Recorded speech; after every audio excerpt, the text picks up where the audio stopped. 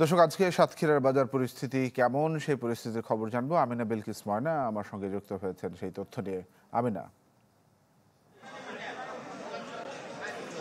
তানভীর, বাজারে কোনো স্বস্তির খবর দিতে পারছি না আজকে, কারণ প্রত্যেকটি নিত্যপণ্যের দাম ঊর্ধ্বমুখী। বাজারে ক্রেতা ভোক্তারা এসে অসন্তোষ প্রকাশ করছে।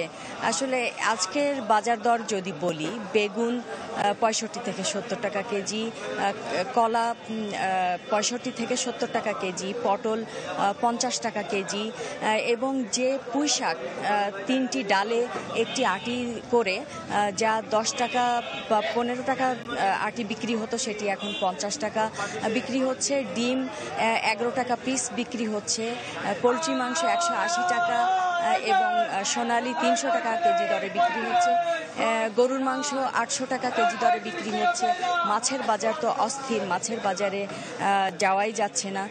সব মিলিয়ে কিন্তু বাজারে কোনো স্বস্তির খবর নেই এবং বাজার দর ঊর্ধ্বমুখী। পেঁয়াজ আমদানি হচ্ছে এখনো পর্যন্ত, তারপরও এর মূল্য কিন্তু এখনো সেইভাবে কমেনি। 65 টাকা থেকে 70 টাকা কেজি দরে বিক্রি হচ্ছে।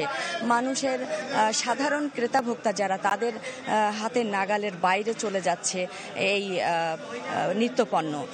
তারা কিন্তু কোনোভাবেই তাদের সন্তোষ প্রকাশ করতে পারছে না এবং কিনে খেতে পাচ্ছে না। তো এই জন্য নাগরিক নেতৃবৃন্দ এবং সাধারণ ক্রেতা যারা, তারা কিন্তু দাবি করেছেন যে প্রশাসন যেন বাজার মনিটরিং করে এবং সেই সাথে বাজার নিয়ন্ত্রণ আনার জন্য প্রচেষ্টা চালায়। এই হচ্ছে সাধারণ ক্রেতাদের দাবি। এই ছিল আজকের বাজারের সর্বশেষ পরিস্থিতি।